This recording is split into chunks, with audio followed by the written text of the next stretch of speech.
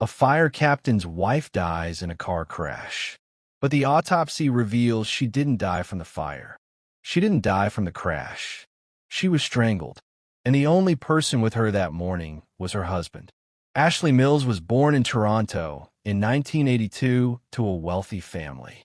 She pursued art school in America before returning to Canada to build a successful interior design business.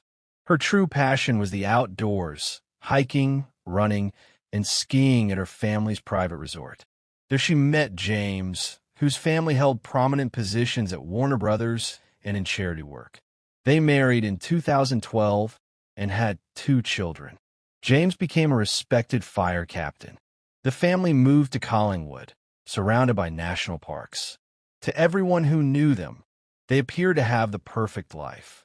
On January 26, 2023, Ashley left for an early morning hike around 5 a.m. A severe snowstorm was blowing through the region.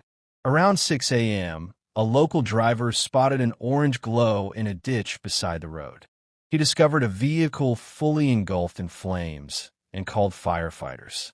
After the blaze was extinguished, a body was found inside, burned beyond visual recognition. Police ran the plates and identified the SUV as belonging to Ashley and James. Neither spouse answered their phones. James was eventually located at a snow removal job, completely unaware of what had happened. James told police that Ashley had planned to walk the trails while he stayed home with their children. They had argued the night before because she refused to take the dog. He showed investigators text messages from Ashley. She apologized for snapping, mentioned strong gasoline fumes from cans in the car, and complained of vertigo. Her final text said she was turning around to come home.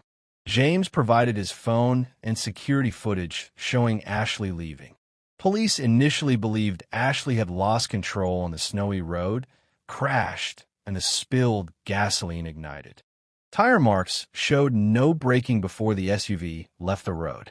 The vehicle maintained full traction until the edge, suggesting deliberate steering.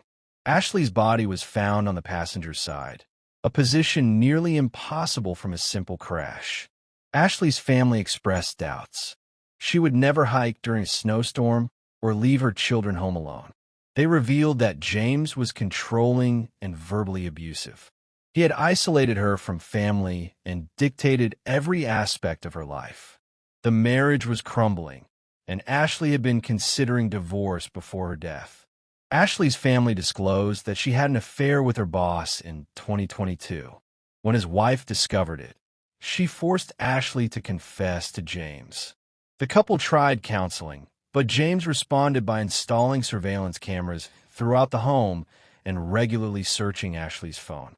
The marriage deteriorated further. A month before her death, Ashley told relatives she was thinking about divorce. These revelations gave investigators a potential motive. A husband facing humiliation and the collapse of his marriage might have been driven to desperate measures. Boot prints in the snow led away from the driver's side door, indicating someone else had been behind the wheel and walked away. The medical examiner delivered the autopsy report. Ashley had not died from the crash or the fire. She had been strangled. This was now a homicide investigation. The text messages from Ashley's phone were likely sent by someone else after her death. James had only provided a fragment of the home security footage. The complete recording showed him returning home just minutes after leaving with the dog. Ashley's 9-year-old son provided crucial testimony. He woke to his parents arguing and heard his mother ask for a phone to call police. James told the boy to return to bed. Hours later, the boy found his father crying and asked what was wrong. James said Ashley had gone for a walk. He then claimed he was taking the dog out, but the boy noticed the dog was still in the house. This testimony directly contradicted James's alibi and proved he had been lying about the sequence of events. Investigators collected doorbell camera footage along James's claimed walking route. He never appeared on any of it. The complete home security footage showed him returning minutes after leaving. Surveillance from a ski club parking lot captured the SUV stopping and someone pouring liquid inside. Footage from a ski resort showed James retrieving his mother's car in the early morning hours. The text messages were traced to a time when the vehicle was parked, confirming James had sent them himself to create a false narrative of Ashley being alive. The day before the murder, James borrowed his mother's car and left it at the ski resort. After strangling Ashley, he dressed her in hiking clothes, placed her body in the passenger seat, and drove to the ski club parking lot. He poured gasoline throughout the vehicle, drove it off the road, and walked to his mother's car. He used Ashley's phone to send texts about vertigo and turning around.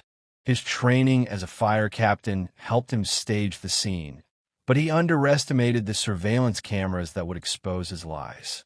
James was arrested for first-degree murder.